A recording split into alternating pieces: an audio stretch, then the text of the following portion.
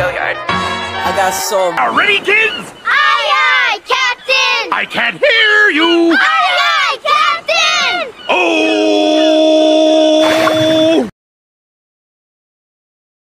Assalamualaikum warahmatullahi wabarakatuh. Perkenalkan, nama saya Kalisa Maulidia Zahra dari kelas 8E nomor absen 12. Di sini saya diberi tugas oleh guru saya.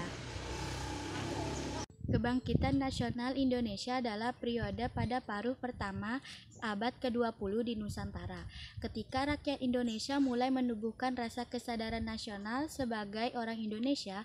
Masa ini ditandai dengan dua peristiwa penting, yaitu berdirinya Budi Utomo pada 20 Mei 1908 dan Ikrar Sumpah Pemuda pada tanggal 28 Oktober 1928. Untuk mengajar keuntungan ekonomi dan menguasai administrasi wilayah, Belanda menerapkan sistem pemerintahan kolonial pada orang-orang yang awal abad ke-20.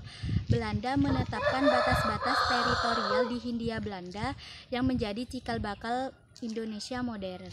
Pada paruh pertama abad ke-20 muncul sejumlah organisasi kepemimpinan yang baru. Melalui kebijakan politik etis, Belanda membantu menciptakan sekelompok orang Indonesia yang terpelajar. Perubahan yang mendalam pada orang-orang Indonesia ini sering disebut sebagai Kebangkitan Nasional Indonesia. Peristiwa ini dibarengi dengan peningkatan aktivitas politik hingga mencapai puncaknya pada Proklamasi Kemerdekaan Indonesia tanggal 17 Agustus 1945. Hari Kebangkitan Nasional yang jatuh pada tanggal 20 tiap tahunnya sebenarnya merupakan hari lahirnya organisasi Budi Utomo. Budi Utomo sendiri adalah organisasi modern pertama di Indonesia. Sejarah pergerakan kemerdekaan. Organisasi pra-kemerdekaan ini aktif bergerak di berbagai bidang, khususnya pendidikan, pengajaran, dan kebudayaan pada 20 Mei 1908 di Jalan Abdurrahman Saleh nomor 26 Jakarta. Organisasi Budi Utomo dibentuk oleh Dr. Sutomo dan para mahasiswa Stovia. Pada 20 Mei 1908 di Jalan Abdurrahman Saleh nomor 26 Jakarta. Berdasarkan gagasan dari Wahidin Sudirohusodo yang ingin meningkatkan martabat rakyat dan bangsa Indonesia. Kebangkitan nasional yang merupakan kebangkitan bangsa Indonesia yang mulai memiliki rasa kesadaran nasional, ditandai dengan berdirinya Budi Utomo. Faktor pendorong kebangkitan nasional terbagi menjadi dua, yaitu faktor eksternal dan internal. Faktor internal yakni 1. Penderitaan yang berkepanjangan akibat penjajahan. 2. Kenangan kejayaan masa lalu seperti pada masa kerajaan Sriwijaya atau Majapahit. 3. Munculnya kaum intelektual yang menjadi pemimpin gerakan.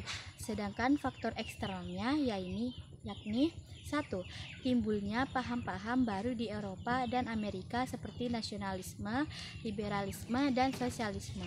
2. Munculnya gerakan kebangkitan nasional di Asia seperti Turki Muda, Kongres Nasional India, dan Gaddisme. Dan 3. Kemenangan Jepang atas Rusia pada Perang Jepang-Rusia yang menyadarkan negara-negara di Asia untuk melawan negara Barat. Penerapan politik etis pada bidang pendidikan tidak memberikan kesempatan pendidikan yang luas kepada penduduk Hindia Belanda, tetapi hanya memberikan pendidikan Belanda untuk anak-anak elit pribumi.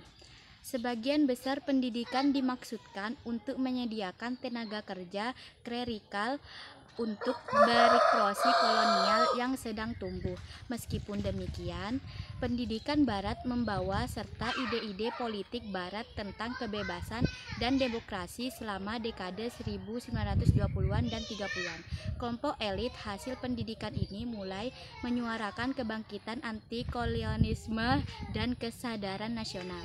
Pada periode ini, Partai Politik Indonesia mulai bermunculan. Berdirinya Budi Utomo pada 20 Mei 1908 oleh Dr. Sutomo dinilai sebagai awal gerakan untuk mencapai kemerdekaan Indonesia.